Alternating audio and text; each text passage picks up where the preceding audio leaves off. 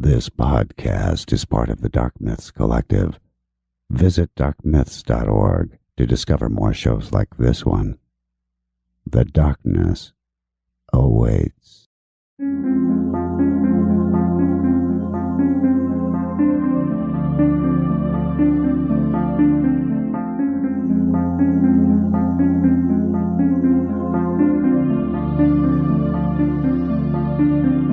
History tells the story of the world and of our lives. Sometimes that history goes bump in the night.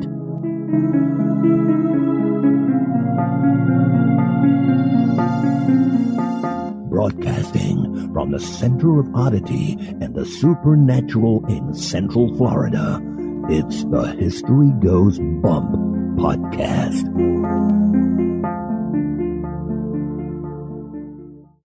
Hello, you spooktacular people. Welcome to the 297th episode of the History Goes Bump podcast, Ghost Tours for the Theater of the Mind. I am your host, Diane. So did you guys notice anything new when you downloaded the latest episode? Was there a different logo on your app? Indeed, for the first time in 4.5 years, History Goes Bump has updated our logo.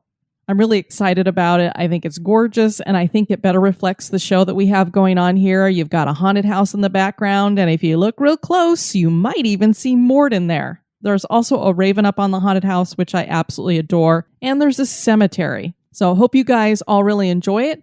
We have new merch up in the HGB Emporium, so you can get all kinds of things with that new logo on them. The OG will be sticking around. It's still going to be what we have on the pin that everybody gets when they come to a meetup. And I still have plenty of stickers that have the OG on them. And I'll still leave the OG logo up with products in the Emporium too, if you happen to like that better.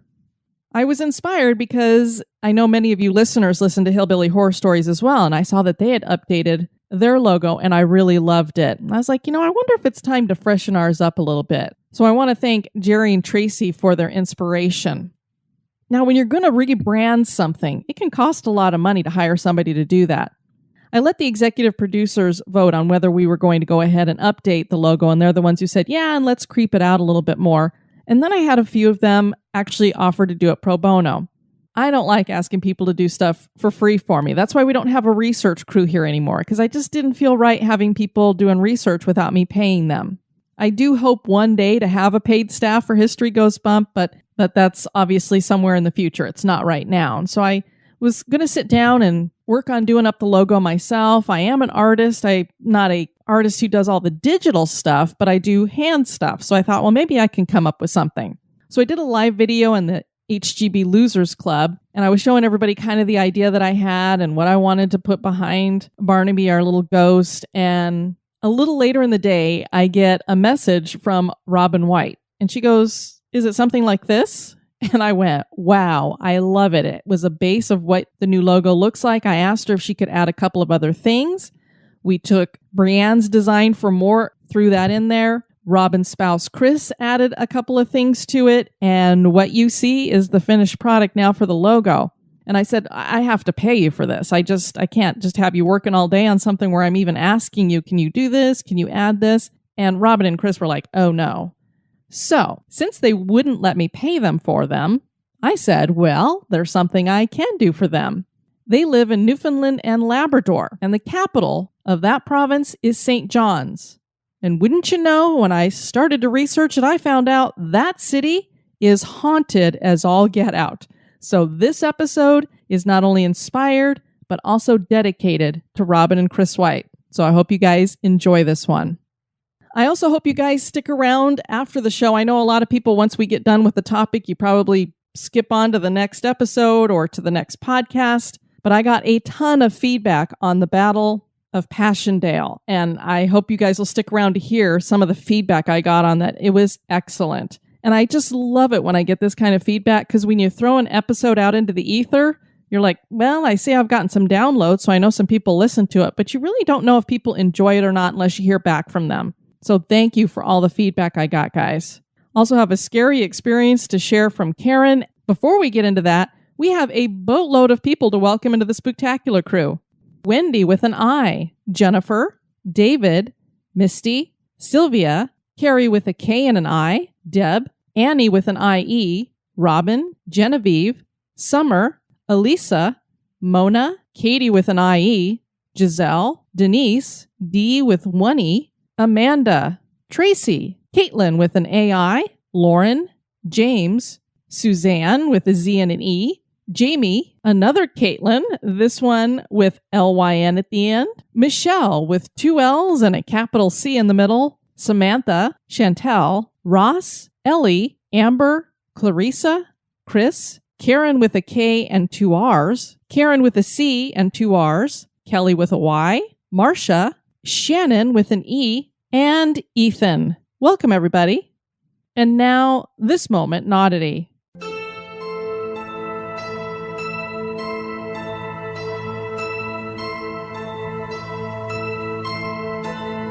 The year was 1966, and Birmingham, Alabama's Downtown Action Committee decided they wanted to have an animated balloon parade to celebrate the Christmas holidays. The Macy Thanksgiving Day Parade had these huge balloon figures, and they wanted to do the same thing. They really hoped they could outdo Macy's efforts. They had plans for several blow-up balloons, many of which would be very unique, including monkeys, dogs, and serpents. It was a grand plan. There was just one teeny tiny little problem. You've seen the Macy's parade on TV. Those balloons fly pretty high up in the air, and many stand several stories high.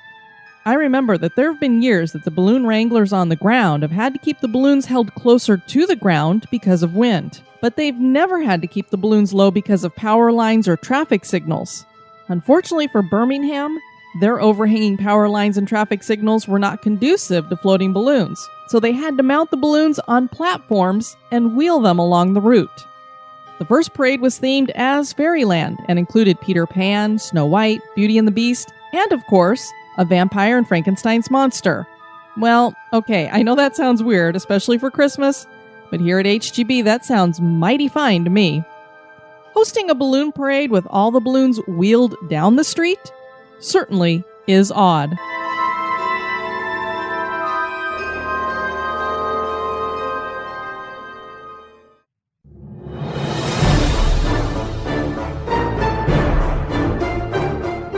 Hello friends, we are the Ladies of Strange. I'm Ashley. I'm Tiffany. And I'm Rebecca. Have you ever wondered if Jenny's head really did fall off when they removed the green ribbon? Or if aliens are hiding in the tails of comets waiting to take us away? Or if there's any scientific basis to the Ouija board? Well then don't risk your search history and join us each Thursday as we discuss the history, mystery, and theory of all things questionable, odd, and eerie.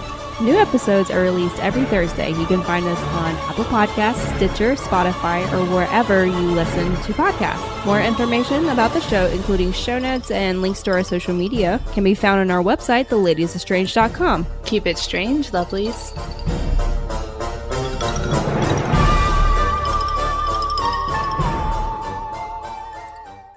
And now, this month in history.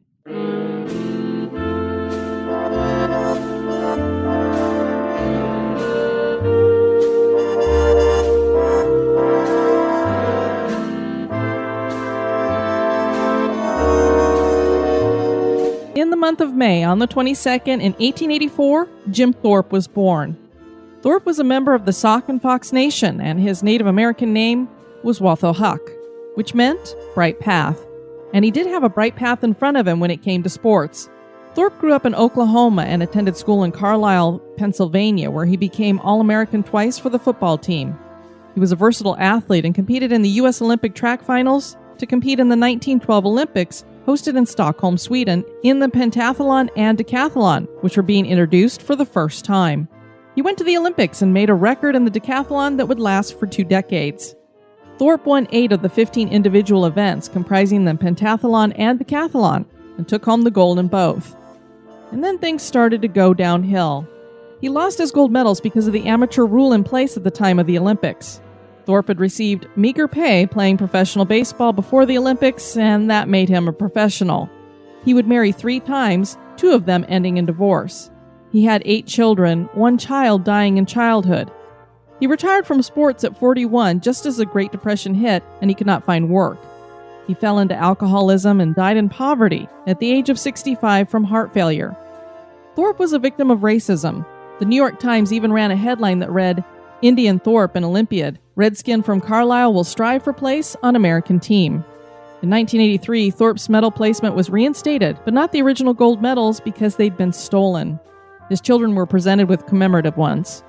He is listed as a gold medalist by the IOC, but his 1912 results are not restored to the official Olympic record.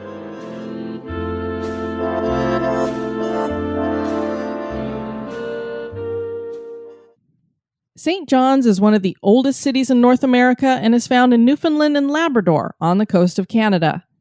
Based on my personal experience, these oldest cities have a plethora of ghost stories. St. John's is said to be the most haunted city in Canada.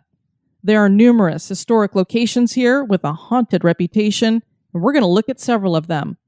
Join me as I explore the history and hauntings of St. John's.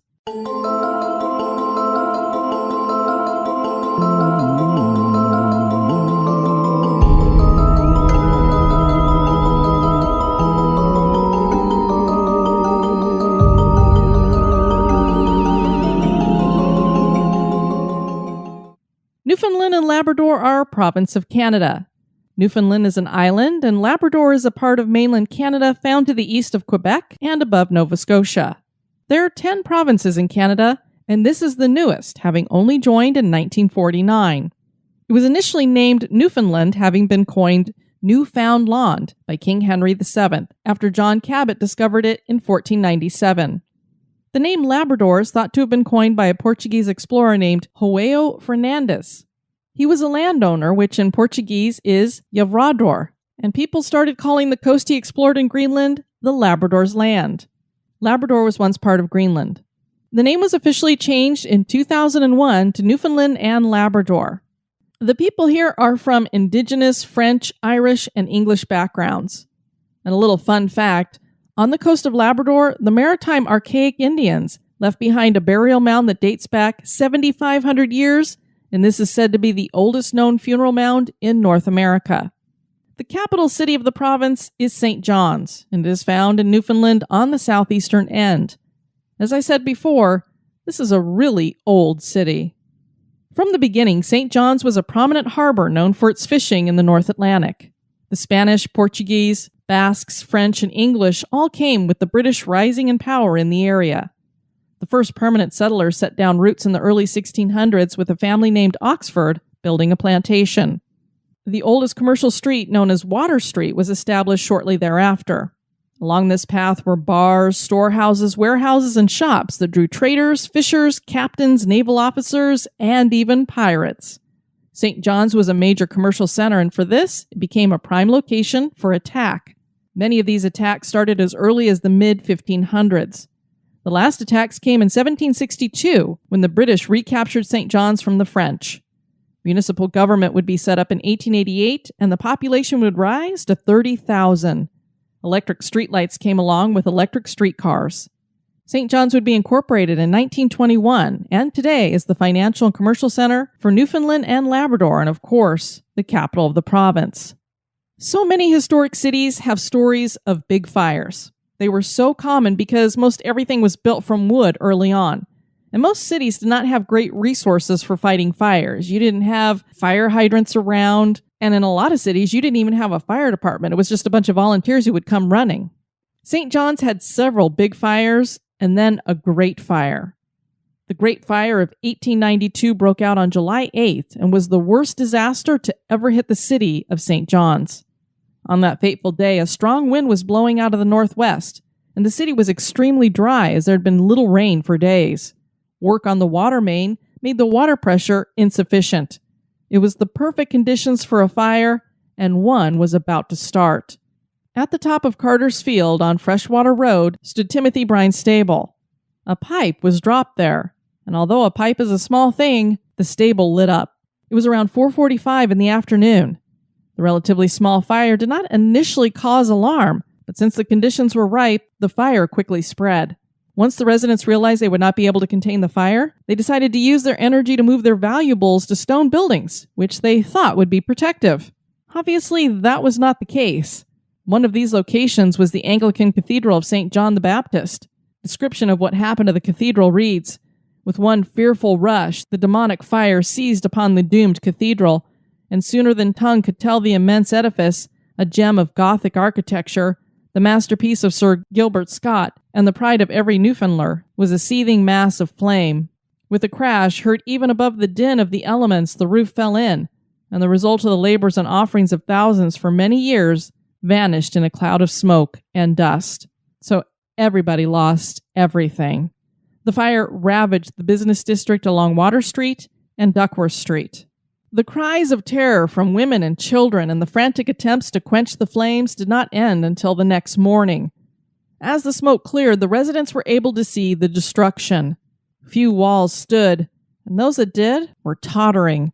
Chimneys stood as the last remnants of homes. There was $13 million in losses, with very little covered by insurance. Money from Britain, the United States, and the rest of Canada poured in, and St. John's rebuilt. Most of the old buildings here date back to this time and have a Second Empire styling. That's why so many have mansard roofs with bonnet-top dormers.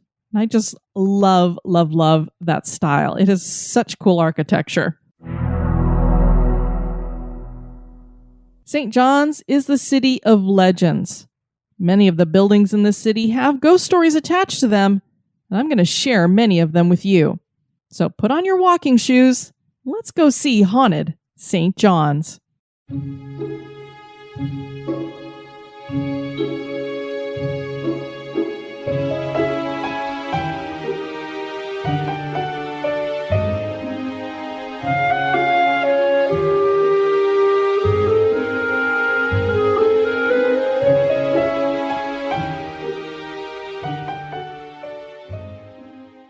Duckworth Street. This has got to be one of the most haunted streets in all of the city. All of the places that I looked at on here were just haunted as all get out. I could not believe how many haunted locations were along this street. It reminded me of the episode I just did on Derby Street in Salem. As I mentioned, the businesses along Duckworth Street were devastated by the Great Fire. Our first stop is at 290 Duckworth Street at the corner of Cathedral Street. The building is large, standing 4 stories tall, with the back of the building curving up a hill. This was originally a doctor's office that was much like a hospital because surgeries were conducted here. Later, it would run as a funeral parlor and then the Victoria Station Inn. More recently, it went through a series of restaurants, Chase Brienne, the Vinyl Room, and the Reluctant Chef, which is now closed. Last I saw, I was checking into this Reluctant Chef, and I found newspaper articles about how it was closing. All I could find about the property now is that it's listed as a rental for office space. Paranormal experiences include some really creepy apparitions. One is a woman who seems to be sporting her autopsy scars, and another is a young woman whom is paralyzed with coins over her eyes. So I would say that both of those date back to the time when this was a funeral parlor. Next, we're going to head over to the Duke of Duckworth. This is said to be the best pub in town. The pub has been in business for 25 years and is located at 325 Duckworth Street. Not only did I hear that it's the best pub in town, I've heard that they have the best fish and chips in town also. I also have a spirit here that has been affectionately named the Duke, and it's not John Wayne. I'm not sure why they call him that. I couldn't find any stories about who this would be, why he's here, how he died.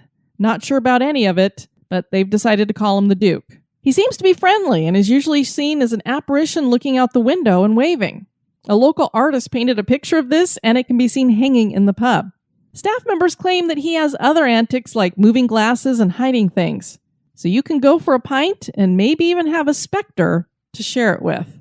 Next, we have the Anglican Cathedral of St. John the Baptist and the graveyard that's there on Churchill. The Anglican Cathedral of St. John the Baptist is the oldest Anglican cathedral in all of Canada and can be found at 16 Church Hill. The Anglican parish was originally established all the way back in 1699. The first stone church was built in 1843 and was heavily damaged during the Great Fire of 1892. It took 10 years to repair the damage. Disembodied voices are heard within the cathedral. The ghost of a young stoneworker who'd helped with repairing the cathedral is said to haunt the church. He fell to his death from some scaffolding. Many people think that he's been unable to leave his work unfinished. Many of his co-workers saw his ghost around the job site as they continued to do the refurbishment. Even more shocking, in an 1850 picture, that was taken of all the workmen after they'd repaired the nave, he seems to appear as a ghost. They're all wearing their Sunday finest, and they're standing in front of the cathedral, and then on the far left is what looks like a faded figure. And people claim that this is the deceased man showing up in the picture wearing his work clothes. And I have put that picture up on Instagram, so let me know what you think. Is it just that side of the picture's a bit faded? Is it just that he didn't get the memo that he shouldn't be wearing his work clothes? Or is this the ghost of the young man who lost his life while fixing the cathedral that they're all standing in front of? South of the church is the Anglican Cathedral graveyard. There are tales of apparitions seen floating around the cemetery. There's a legend here about a man who refused to be buried. This man was believed to be a merchant who'd sailed into St. John's. His body was found in a downtown lane in the late 1800s. He was brought to the Anglican cemetery for burial because nobody knew who he was, so who's going to pay for it? He's a charity case. Throw him in the church's graveyard. His casket was lowered into the grave, but about halfway through, the gravediggers heard a knocking coming from the coffin. They quickly shoveled out the dirt and called the doctor. He came and declared that the man was indeed dead, so they started to bury him again. The knocking was heard again. They repeated the process of unburying the man and having a doctor check him again. He was pronounced dead once again, and the reburial began with the doctor standing by. The knocking happened again, but the doctor refused to let the men unbury the deceased man, and the knocking eventually stopped. Strange knocking sounds are heard in the cemetery to this day. Now I'm going to tell you a little legend about the captain of Queen's Road. This legend dates back to 1740. There was a captain of a ship who made regular rounds between England and Newfoundland, and he'd taken up with a woman who lived along Queen's Road in a home later owned by a man named Samuel Pettingham. The captain did not know that he was not the only suitor of this woman. She had a jealous lover, and one night he ambushed the captain and killed him, and then he beheaded the captain with a sword. The captain's ghost is now said to be seen along the area where he was killed, and he appears headless. The first person to report the tale was Samuel Pettingham, all those centuries ago. Apparently what happened is Samuel was on his way home in his carriage, and for some reason he decided that he didn't want to ride in the carriage anymore. I don't know if they had a wheel issue, a horse issue, if it got stuck somewhere. I'm not sure, but he decided that he wanted to walk the rest of the way home. And as he got closer and closer to his house, he noticed this figure in front of the house. Then he could see that it clearly did not have a head, and he ran away in terror. And that is where this legend got started. The Majestic Theater is inside a building nicknamed the Flatiron Building on 390 Duckworth Street. Theaters already have a pretty haunted reputation, but imagine one built over an area that had been used for hangings. This is what we have going on here. The building was constructed in 1918, it was refurbished and reopened in 2017, and then it promptly caught fire. I'm sure the insurance company absolutely loved that. I'm not sure if it's even open right now because when I tried to look up something on the Majestic Theater, there was no website, which to me is very weird that a theater wouldn't have its own website. And then when I looked on all the ticket buying websites, there were no events going on at the Majestic Theater. Is somebody in the area, Robin, Chris, or anybody else who lives somewhere in St. John's? Is the Majestic Theater open? Regardless of whether it's open or not, it definitely has something going on here. Workers and patrons claim that they've heard disembodied cries of men, probably those who were hanged. Their moans have also been heard, and there is poltergeist-like activity. Christian's Pub is our next stop, and this is located at 23 George Street, and it is the oldest pub on George Street. I'm not sure what getting screeched in is, but apparently Newfoundlanders know, and this is what this pub is known for. So if I don't know what something is, I have to jump down that rabbit hole and find out. Because I was like, what is all this stuff they're talking about? A screech-in ceremony? What, do they all stand on the bar and yell at each other? Do they pretend they're birds? I just couldn't figure out what in the hell is a screech-in ceremony. Well, apparently, if you are not a native of Newfoundland, the screech-in ceremony makes you an honorary Newfoundlander. Most ceremonies include a sou'wester. And for those that don't know what that is, it's one of those collapsible oilskin rain hats. When you're thinking of a captain on a ship, there's all this rain coming down and he's wearing the coat and he's got that hat on that's got the brim and everything and it's kind of flipped up. I think you all know what I'm talking about. You put one of those on your head. You answer the question, is ye an honorary Newfoundlander? With the proper answer, "Deed I is, me old cock, and long may your big jib draw." And then you get to kiss a cod. Yes, you heard that right. You get to kiss a fish. And it's not a little fish, it's a big fish. And there are even some places that have you kiss the butt end of a puffin. But in most of the pictures that I saw of screechin' ceremonies, it looked like everybody was kissing fish. And as a matter of fact, Christian's Pub has a picture of Anthony Bourdain going through the process. So before he passed away, he made a stop at Christian's Pub and he got screeched in. They have one ghost here, and they've named her Maggie. Nobody knows exactly who she is or why she's there, but she can be rather rowdy.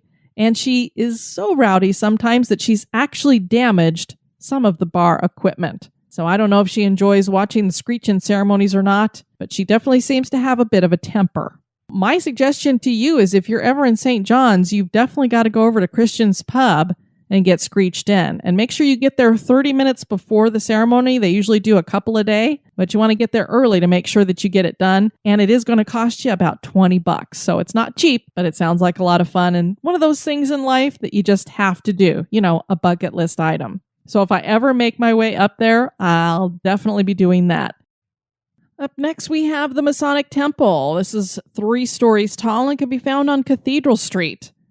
The Masons had a group in Newfoundland beginning in 1746 when the Grand Lodge of Boston issued them a Freemasonry warrant, but they had no place of their own.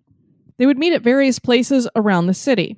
Their first official home would be a wooden structure on Long's Hill that was destroyed in the Great Fire of 1892. The temple was built in 1894, which is why it is of Victorian design. It was constructed from large red bricks imported from Accrington and features multiple pediments, pilasters, and freestanding columns. The cornerstone was laid on August 23, 1894 in a Masonic ceremony led by Sir William Whiteway, a former Newfoundland Prime Minister who served for 17 years, and he built the Newfoundland Railway. The building was consecrated by the Masonic Order in 1896. Sir John Chalker Crosby donated a large amount of money in 1916, and those funds were used to buy a large and beautiful pipe organ that decorates the main room. There are also paintings in the main room of Whiteway and an engineer named Alexander Mackay. He developed the telegraphic and electrical systems in Newfoundland. The Masons used the building until 2007, and then they sold the structure. The Spirit of Newfoundland owns the building now and hosts dinner shows and other artistic endeavors. The temple was added to the Registered Heritage Structure by the Heritage Foundation of Newfoundland and Labrador in April 1995. There are several ghost stories told here.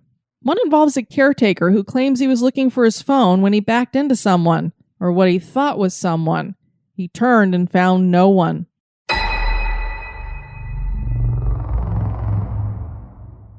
Another story was experienced after the Spirit of Newfoundland Theater Group took over the building. A delivery driver was bringing boxes of legal files into the building.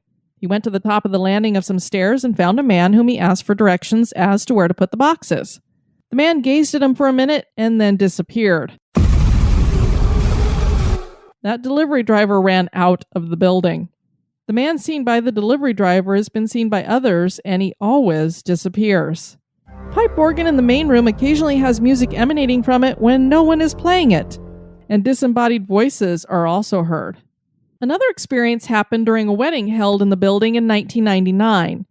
A man who was a high-ranking member of the Masons had passed away a little bit before the wedding. The wedding was his grandson's, and at the start of the ceremony, the presiding judge came into the room where the wedding was taking place with a lit candle.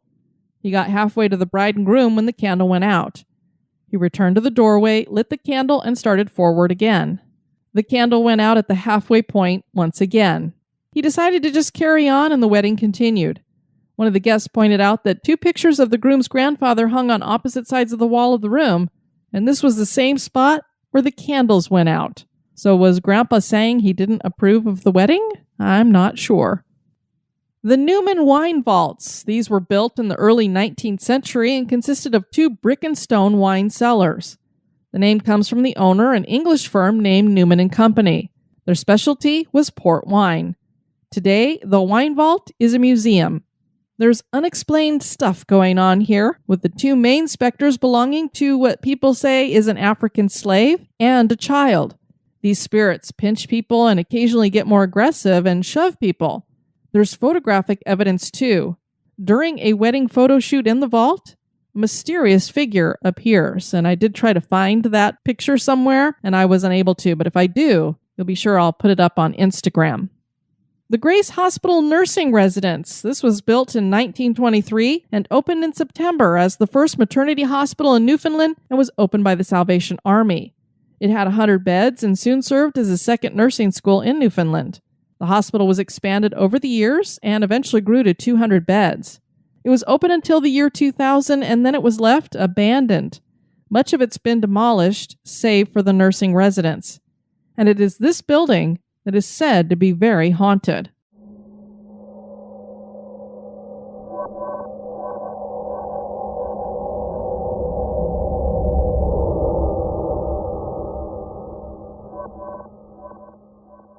People who live near the property claim to see strange lights and apparitions. Strange noises come from the building as well. When the buildings were being demolished, a member of the demolition crew claimed that he saw someone peeking around door frames at him while he worked. He would just see this thing out of the corner of his eye. You know, you hear that story from lots of people. Many of you have probably experienced that as well. You just kind of see something weird out of the corner of your eye. It seems like there's somebody standing there, but there's nobody standing next to you. So why are you seeing something standing next to you out of the corner of your eye? One of the times when he sees this thing out of the corner of his eye, he manages to catch a better glimpse of it, and he was convinced that it was a little boy. So he decided to go find the child because he was not supposed to be here. Obviously, if you're working on demolishing the building, you don't want anybody in the building, especially a child. He didn't see him anywhere, so he went back to work, but then he saw the child again. And he described it as the child seemed to be floating, and he disappeared through a doorway. And he was positive that he had been wearing a hospital gown. He never did see him again and couldn't find him anywhere, which led him to conclude that it must have been a ghost. A nursing student had gone home on break from his classes at the university, and his home was near the Old Grace Hospital parking lot. He awoke at 4 a.m. to a terrifying sound, and when he looked out his window, he saw something terrifying. A figure was walking in the parking lot, but it had no legs. There was nothing below the torso. The noise he heard was a mournful call that the creature or thing would make every few minutes. It would walk around and then stop, lift its head to the sky, and wail.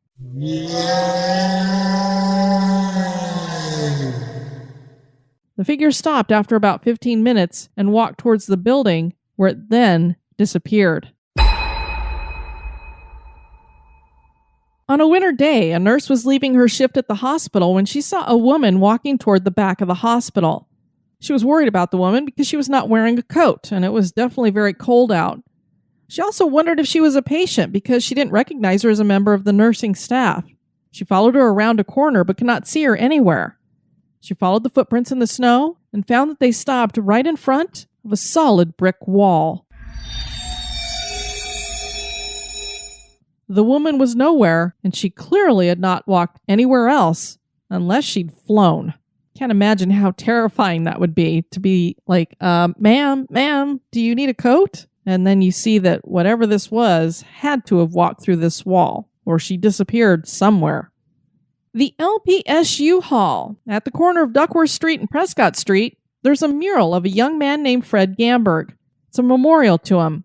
On July 10th, 1995, he was just 24 years old when he slipped from a cliff in Flat Rock, Newfoundland, and drowned in the North Atlantic.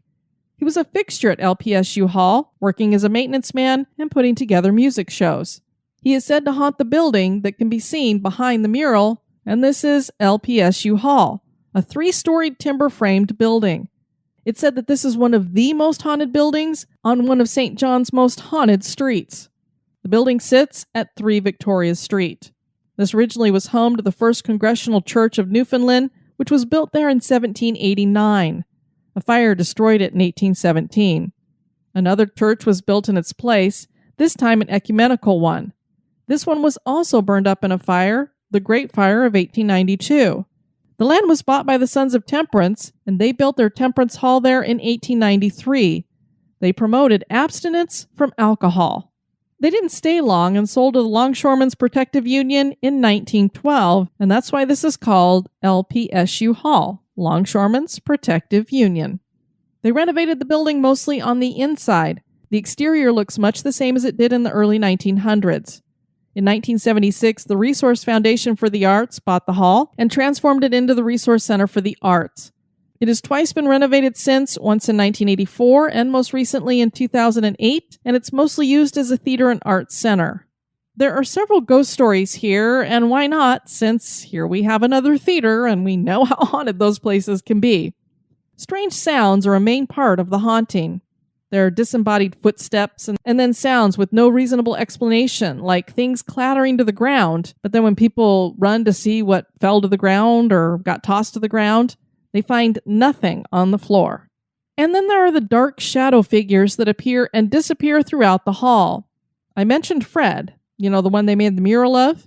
Reports of a young male ghost being spotted in the main theater sitting in seats started in 1995, right after Fred's death.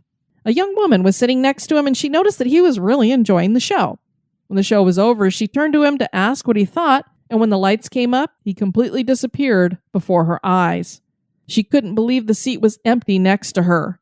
When she described the man later, people said that it sounded like Fred, and many people have seen him since then as well. The new courthouse has a legend that goes with it. This is the legend of Catherine Snow.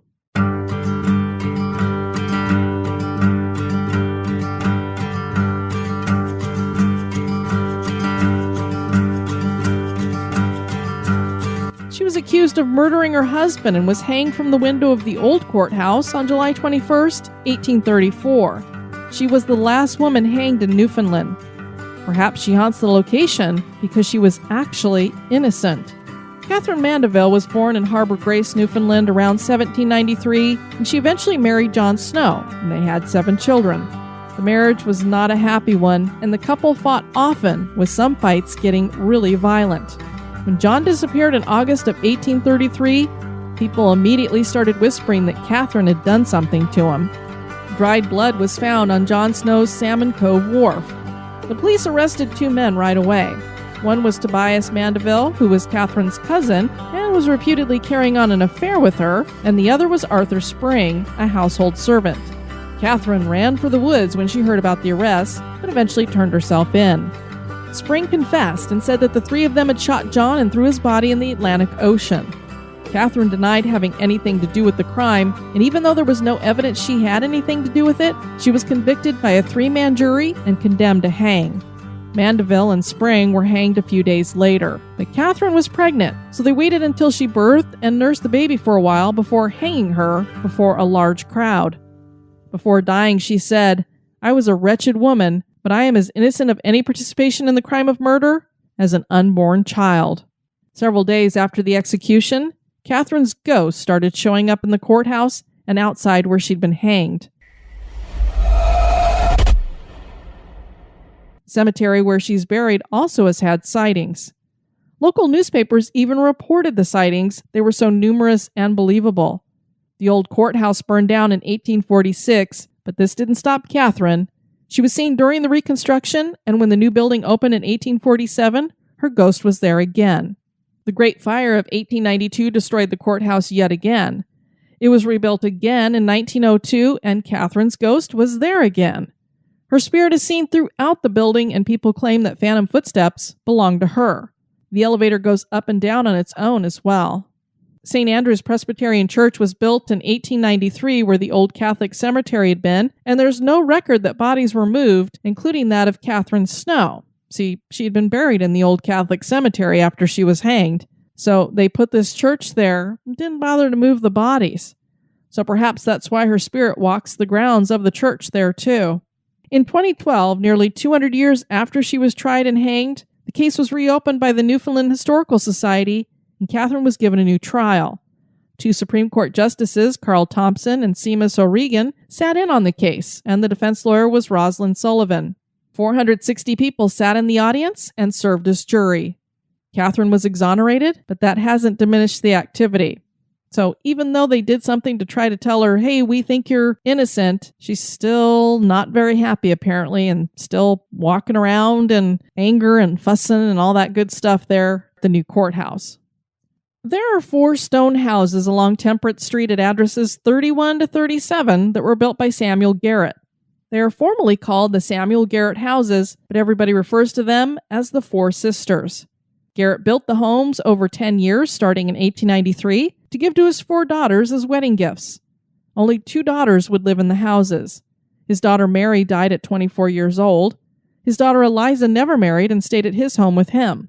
Daughter Loretta moved into number 35 with her husband in 1901, and daughter Emily moved into number 37. 2 of Garrett's grandchildren eventually would move into 31 and 33 when they were old enough. The houses were designated registered heritage structures in 1988. There is a female ghost here. A family rented one of the homes and encountered this spirit. It began with their young daughter screaming and crying at night. She would tell her parents that she was visited by a woman who frightened her. Over time, the cries and screams stopped because the girl got used to the nightly visits and even started laughing and talking with the woman. People who passed by the homes claimed to see a woman watching them from the window and sometimes even waving, and then she disappears. Others who've lived in the homes claim that a female ghost appears and then slides across the floor, passing through a wall. She will then sometimes appear in the house next door to where she's passed through.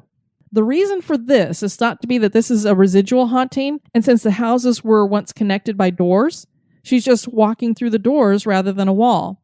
The father wanted to make it easy for the sisters to visit each other, so that's why he put these connecting doors. I love my sister, but I don't know that I'd want to have a connecting door to her house. Just saying. People claim to hear strange noises and to see ghostly lights coming from a tunnel that runs underneath the homes. The tunnel's thought to have once carried water from a lake that is 1.5 kilometers away. When the buildings were abandoned, squatters claimed to have had several haunting experiences here and made videos of the experiences that they put up on YouTube. I haven't bothered to search for those, but I encourage you guys, if you want to, look up Hauntings at the 4 Sisters and see if you can find any of those videos on YouTube. There are hundreds of years of history here in St. John's. The buildings are beautiful architecture, and each with its own special history. I've shared just a bit of that history with you here. Do these locations have ghosts walking around and continuing on in the afterlife? Are these buildings in St. John's haunted? That is for you to decide. Of course, they do have ghost tours going on in St. John's. One of the interesting ones that I found, and one of the more well-known ones, it's award-winning, is St. John's Haunted Hike, which you can find at hauntedhike.com. And you can find our website at historygoesbump.com, and if you'd like to send us some feedback, you can do that at historygoesbump@gmail.com. And boy, did I get feedback on the Battle of Passchendaele. First, I heard from Robin White, who this episode is actually dedicated to. She said, in the theme of the recent episode, she saw these at a recent visit at their provincial museum, and they're called death pennies. One of these memorial plaques, which are about the size of a dessert plate, were sent to each family that lost a loved one who served in World War I in service of the British Empire. Each quote-unquote penny has the soldier's name without their rank, as all are equal in their death and sacrifice. She said it was eerie to see a wall of these, some shiny, some not, and they call it a penny for a life. And I find it unique that they call them a penny. I guess it's because they're kind of like the color of a penny, but they're fairly large. Like she described it, they're about the size of a dessert plate. So interesting that they call them pennies, but it was very cool. I encourage you guys to Google that and get a look at that. I'll also see if I can find some pictures to put up on Instagram. Suzanne Silk said, loved the recent podcast episode, wanted to share this with everyone. I have this poppy from England. It was planted around the Tower of London to remember the 100th anniversary of the beginning of World War I. Each handmade poppy represented a fallen British soldier.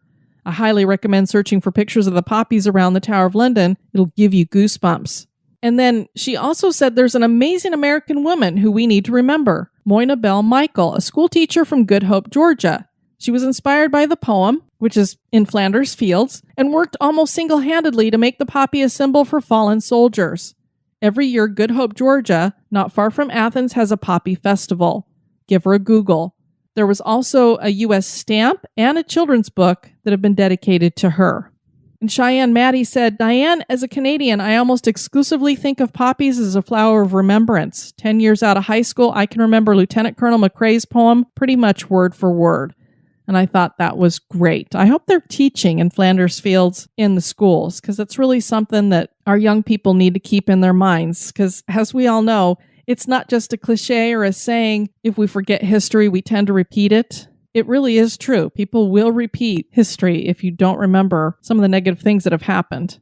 And Rick sent me an email. He said, "Hi, Diane. That your episode on the Battle of Passchendaele came out on April 25th was quite apt, at least here, as this is the date Australia and New Zealand remember our war dead, Anzac Day. It has its beginnings in World War I, when the Australian and New Zealand Army Corps, Anzac, was a small part of a largely British and French landing at Gallipoli in Turkey in 1915. They remained pinned down on the beachhead for 7 months, achieving nothing but the deaths of tens of thousands on both sides.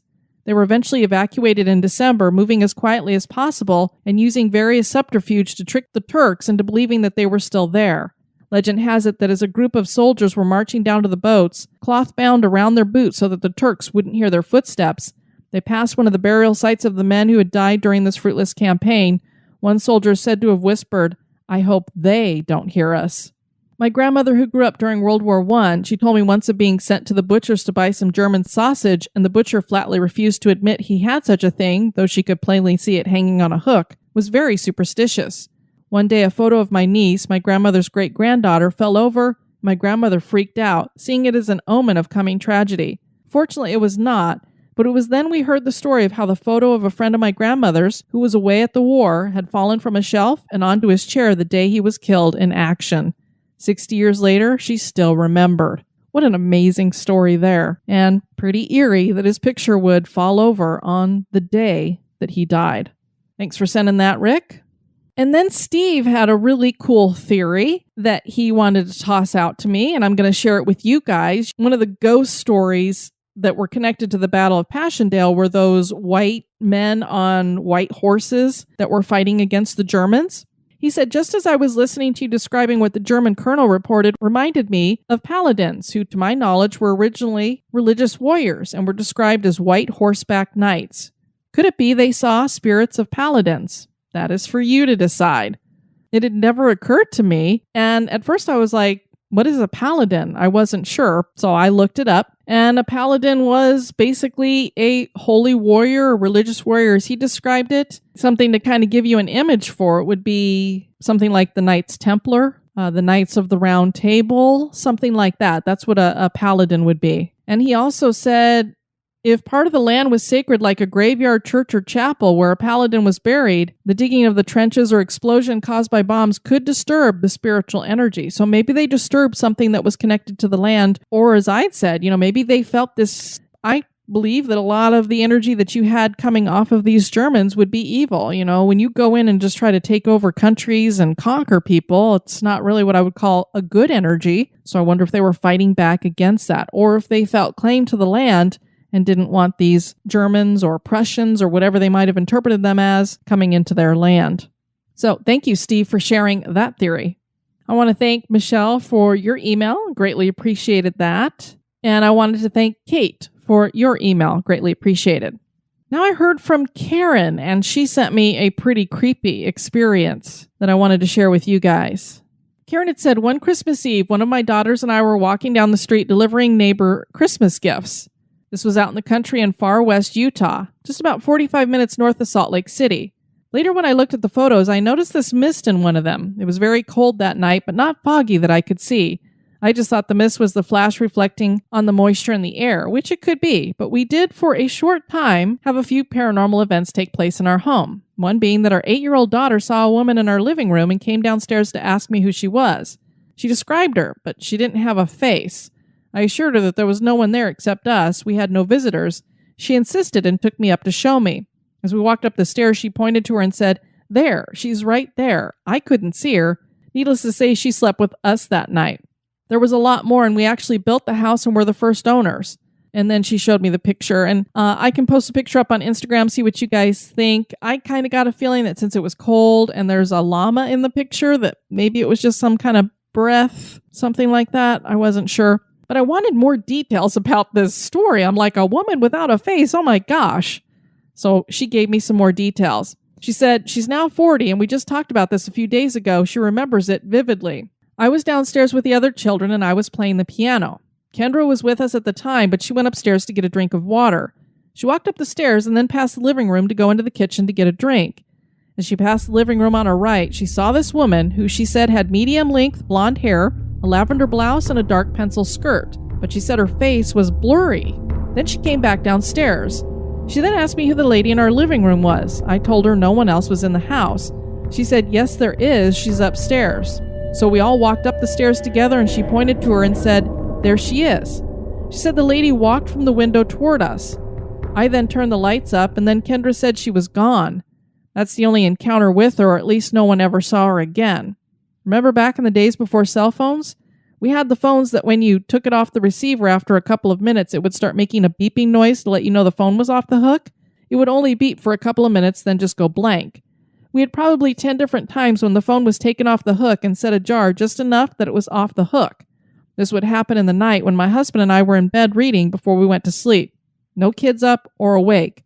I found this alarming because after a couple of minutes, that beeping noise would stop if you didn't put the phone back on the receiver. So I know someone did it when no one was in that room. One time we just put the kids in the car and were heading out to Yellowstone National Park. We'd had the girls in the car for at least 15 minutes before we pulled out. We got down the street a ways and I remembered I'd forgotten something important. So we turned back, I unlocked the door, went in, and the phone was off the receiver making the beeping noise it makes for the first couple of minutes. No one had been in the house for at least 15 minutes. We had a lamp that would turn on by itself a lot and lights and TV down in the basement that came on by themselves. Then one day it just all stopped. We lived there for 26 years.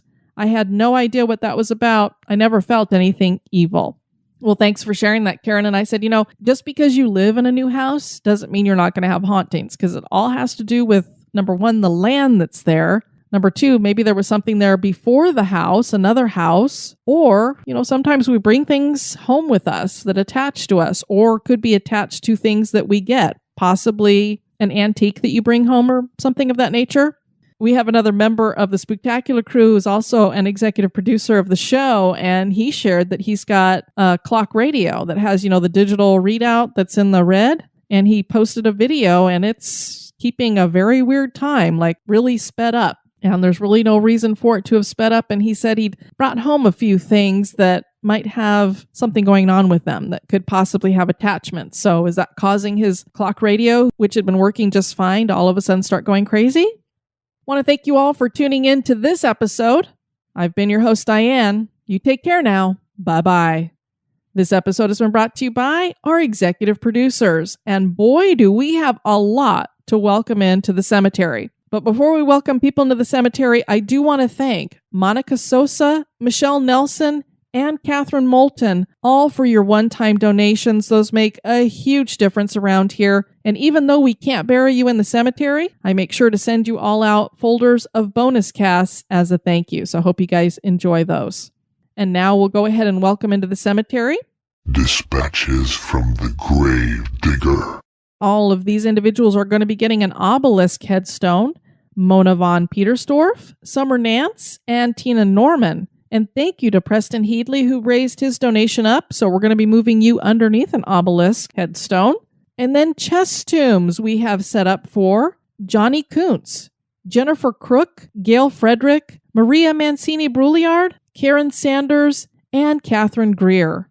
Want to thank you all for signing up. It's what keeps this show going. And when we have that many people who are stepping up, it gives me great hope that I will eventually be back up to doing this podcast as a weekly podcast again, which is what I really, really would love to do.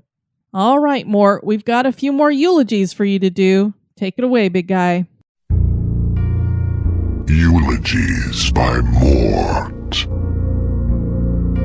Donna Green had been a photographer, but to her camera she cannot return. She had Lived in the state of New York.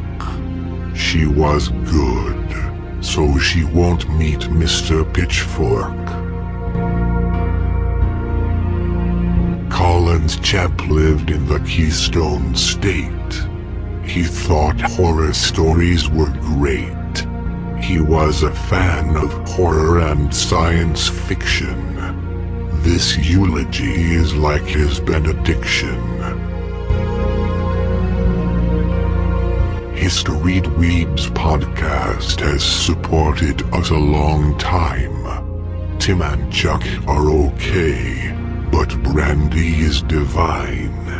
Adding this trio from Ohio is going to make the cemetery psycho. Kelly and Wallace have been a neighbor of our host.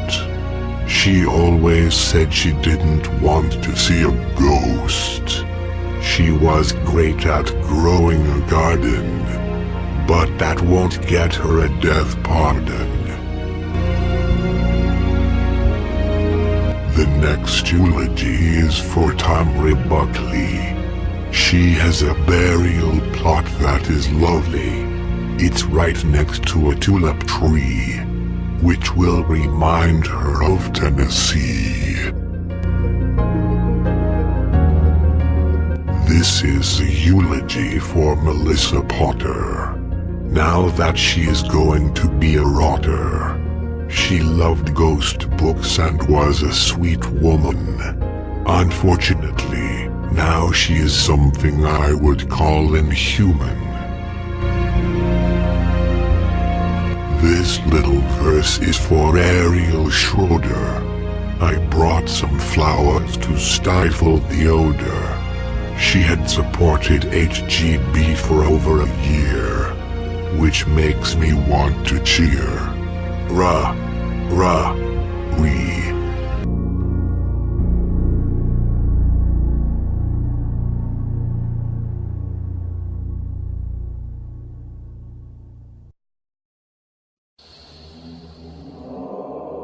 Be sociable. Drop the chain rattling, neck biting, and shape shifting, and join us on Facebook and Twitter at History Goes Bump. Like the page and follow us.